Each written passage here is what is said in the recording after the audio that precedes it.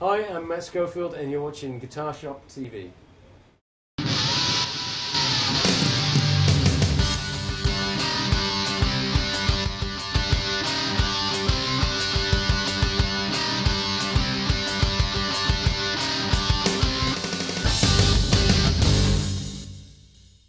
How you doing, Matt? I'm very well, thank you. Awesome, awesome. So I just want to ask you a few questions. Yeah. First off, can you tell me about your new album coming out? Yeah, the new album is called Anything But Time, and I think it comes out next Tuesday here in the US.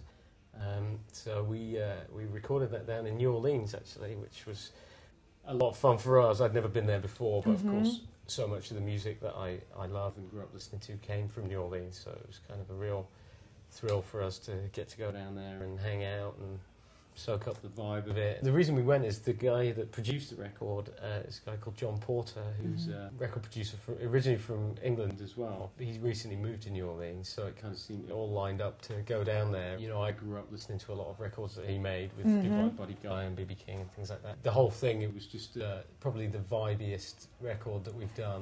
And the most pleasurable, because making records for me before has always been like kind of this slightly stressful thing, and this one was just a lot of enjoyment and just making music, basically. Yeah, so, being in that environment and then working with John for the first time. Did that change your style of playing or the way that you made this album? It made me feel more relaxed, for sure, you know. I could just worry about playing guitar and singing and things like that. So was it always the guitar that you wanted to play? Yeah, I mean, it was just right from the moment I actually saw a video, I think I was about 12, of B.B. King, Albert Collins and Stevie Ray Vaughan, and they were all jamming together, and I just thought, I want to be like one of those guys. I didn't want to be any one of them specifically, I wanted to be up there with them, if you know what I mean. So it was like, okay, I want to be the fourth guy or something.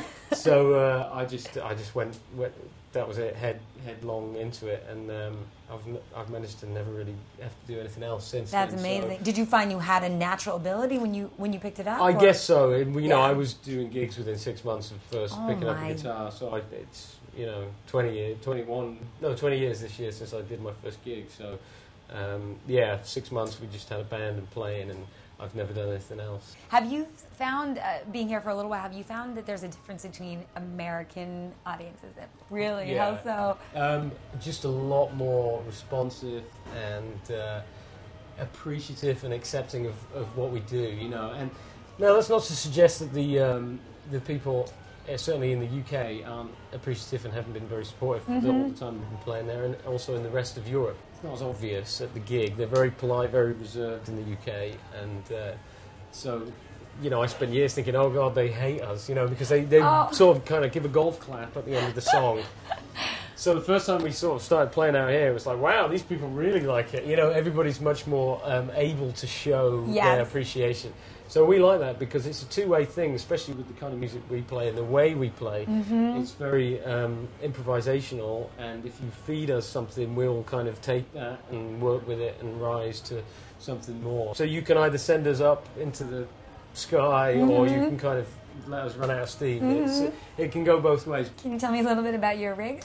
Yeah, I'm using my pretty regular setup these days, using my SVL guitars. SVL's a small company, also from out there in the countryside in the UK where I grew up. Simon, who makes them for me, was done a lot of guitar teching for me, so he kind of built me a copy of it. I have an old 1961 Strat, so he made a couple of copies of that for me, so I'm very, very happy with those. Then I'm playing those through my two Rock amplifiers, which are basically the best amps that I've found. They're made out in California, and you know, I was an old vintage Fender amp guy for a long time, and then I plugged into these two Rocks, and I thought, oh my goodness, that just takes the whole thing to another level. So for about 5 or 6 years I've been using those, and recently they've tweaked up a couple of models for me, you know, kind of to my request. They're actually owned by a company called Premier Builders Guild, so they're all great people to work with. So that's really nice for me, you know, I can have ideas and they'll do stuff. Yeah, absolutely. So I'm all set for gear now, my SVL and my 2-Rock, and I just have a couple of pedals, Overdrive